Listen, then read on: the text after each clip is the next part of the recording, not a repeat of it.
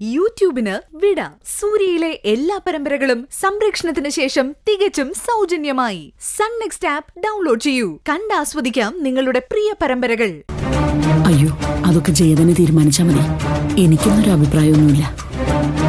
എന്നാലും ചോദിക്കേണ്ട കടമ എനിക്കില്ലേ ഗായത്രി? എന്റെ ഭാഗത്തു നിന്നും ധാരാളം തെറ്റുകൾ സംഭവിച്ചിട്ടുണ്ട്. എന്നിട്ടും അതൊന്നും മനസ്സിൽ വെക്കാതെ എന്നോട് നിങ്ങളെല്ലാം സ്നേഹത്തോടെ സംസാരിക്കുന്നില്ലേ? നമ്മളൊക്കെ മനുഷ്യരല്ലേ ജയനിർമ്മലെ? തെറ്റുകുറ്റങ്ങളില്ലാത്ത ആരാ ഈ ലോകത്തുള്ളത്? ഞങ്ങൾക്ക് ആർക്കും ഈ നിമിഷം വരെ ജയോട് ഒരു വിരോധവും തോന്നിയിട്ടില്ല. എനിക്കറിയാം ഗായത്രി, പക്ഷെ നിങ്ങളെപ്പോലെയൊന്നും സംസാരിക്കാനോ പെരുമാറാനോ എനിക്കറിയില്ലായിരുന്നു. എവിടെയും ദേഷ്യപ്പെടാനും എടുത്തുചാടാനും മാത്രമേ ഞാൻ ശ്രമിച്ചിട്ടുള്ളൂ. ഇനി അതൊന്നും ആലോചിച്ചിട്ട് ഒരു കാര്യമില്ല ജയെ. കഴിഞ്ഞതെല്ലാം കഴിഞ്ഞു.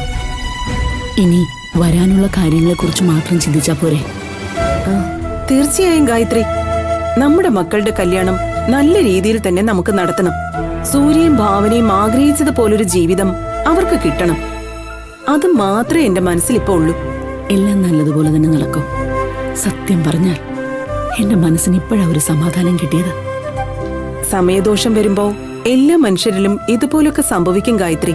നമുക്കിടയിലും അങ്ങനെ ഒരു ദോഷസമയമായിരുന്നു. എനിക്കിനി ഒരേ ഒരു ആഗ്രഹം മാത്രമേ ഉള്ളൂ. എന്റെ സൂര്യയുടെ കുഞ്ഞിനെ കൊതി തീരും വരെ ലാളിക്കണം. എന്നിട്ട് മരിച്ചാലും ഞാൻ ഹാപ്പിയാ. ഇത് തന്നെയാ എന്റെ ആഗ്രഹം. എന്റെ ഭാവന മോളുടെ കുഞ്ഞിനെ എനിക്കും കൊതിതീരെ ലാളിക്കണം. ഉറപ്പായി നടക്കും ഗായത്രി. ഈശ്വരൻ നമ്മുടെ ആഗ്രഹം സാധിച്ചു തരും. അതെ, നാളെ കുടുംബ ജോത്സ്യരോട് വരാൻ ദേവേട്ടൻ പറഞ്ഞിട്ടുണ്ട്. നാളെ തന്നെ മുഹൂർത്തം കുറിക്കും.